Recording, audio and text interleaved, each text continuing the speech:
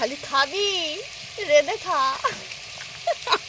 হে hello everyone, আবারও আমার আর একটি নতুন ভিডিও তোমাদের সকলকে জানাই স্বাগত। আবারও একটা নতুন সকাল, নতুন ব্লগ। আমি আজ আছি মায়েদের বাড়িতে, মানে আমার বাবার বাড়িতে। তো চলো আমার পুরো ভিডিওটার সাথে থাকো। সকলকে জানাই গুড মর্নিং। তো ভিডিওটা অনেক সুন্দর হতে চলেছে, সবাই সাথে। মার বাড়ি মানে আরামের জায়গা, খাও আর ঘুমাও, ঠিক আছে? সকালবেলায় মা চা করে দিয়ে গেছে, চলো চাটা খেয়ে নিই। চায়ে থেকে নিয়েছি, দেখো বিস্কুট আছে, চা আছে, আর এখানে একটু চাল ভাজা আছে, ঠিক আছে? বোন তো সবার শেষে ঘুম থেকে উঠবে, ওকে ডাকতে এসে আমিও শুয়ে শুয়ে ওর সাথে ফোন দেখতে স্টার্ট করে দিয়েছি। সেই জন্যই বলে সঙ্গ দোষ। এটা কি করতে হবে বল? নামিয়ে দিতে হবে? এটা কোথায় আছে?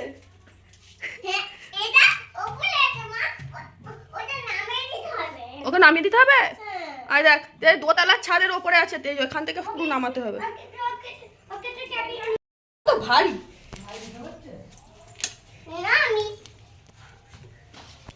তারপর কোনো রকম টেনে তুলে মুখ টুক ধুলো, ধোয়ার পর এই যে একটু চাটা খেয়ে নেওয়ার পর দু বোনে বসেছি সবজি কাটতে। আর আমাদের দেখে বুঝতেই পারছো আমরা হলাম রাজ্যের গল্প করছি।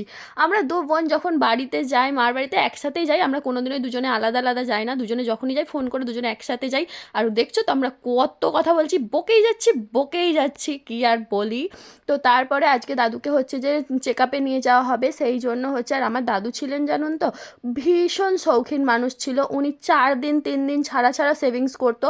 সেই জন্য দাদুর না দাড়িতে পুরো ইনফেকশন হয়ে গেছে। উনি এখন দাড়িতে ব্লেড লাগানো বারণ, সেই জন্য কাঁচি দিয়েই ছেটে দিতে হয়। আগে আমি যখন আইব্রো ছিলাম ছেটে দিতাম, তারপরে দাদু নিজেই ছাঁটতো।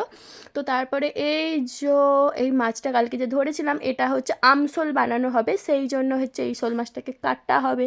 কি আর করা যাবে। তারপর খালি খাবি রেঁধে খা। আমার বাবার লাখ টাকার রান্নাঘর, ঠিক আছে, ফাঁকার মাঝে। কেমন লাগছে বোন কথা? এত পুরের ভাগার ছিল, রান্নাই করতো না। এখন আমার বোন মানুষ হয়ে গেছে গো, হেব্বি ভালো হয়ে গেছে। এত পুরে কাজের কথা বললেই চাল্লাতো গাক করে। কি রান্না করছিস বোন? নেবো তোর ভাগেরটাও খেয়ে নেবো। বেচারির অবস্থা দেখছো কি অবস্থা। না না, ও রান্নাটা কিন্তু ভালোই করে, হেব্বি করে, আমার থেকে ভালো করে। মা ফেল দেবে।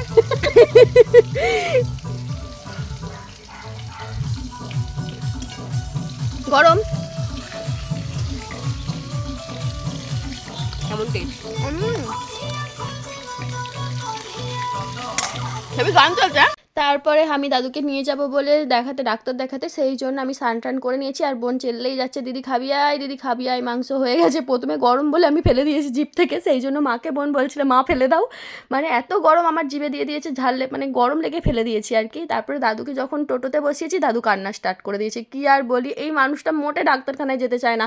আসলে নার্সিংহোমে যে 11 দিন ভর্তি ছিল, উনি মোটেই যাবে না। তো টোটোতে বসাতেই ভাবছে যে ওনাকে নার্সিংহোমে আবার ভর্তি করে দেওয়া হবে, সেই জন্য কান্না করছে। আমি তো অনেক করে বোঝানোর পর একটু চুপ করলো।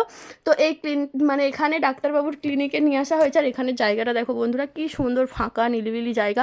মানে যতই গরমকালে আসো যাই আসো, আর ভীষণ ভিড় হয়, অনেক দূর দূর থেকে লোক আসে। তো এখানে জায়গাটা ভীষণই নিলিবিলি, খুবই সুন্দর জায়গা।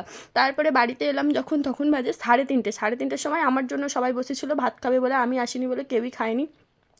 তো আমার দেখো কি রান্না হয়েছে, মাংস, শাক ভাজা, নোটে শাক চচ্চড়ি, চাটনি, আর হচ্ছে দই, আর পাঁপড় ভাজাটা মুড়ির টিনে বার করলে সেতিয়ে যাবে, ঠিক আছে, তাই জন্য বার করা হয় না। চলো খেয়ে নিই। তারপরে এই যে বিকেলবেলা ঘুম থেকে উঠে একটু আমি ঘুরতে এসেছি। এটা হচ্ছে কালীমার মন্দির, এটা হচ্ছে বোয়ালিয়া কালীমার মন্দির। বোয়ালিয়ায় তোমরা ঘুরতে এলে এই মন্দিরটা দেখতে পাবে, একদম গঙ্গার ধারেই এই মন্দিরটা রয়েছে। তোমরা যদি কেউ কখনো বোয়ালিয়ায় ঘুরতে আসো, তোমরা এই মন্দিরটা সচরাচর সব সময় দেখতে পাবে। এটা হচ্ছে বোয়ালিয়ার মা কালীর মন্দির রয়েছে।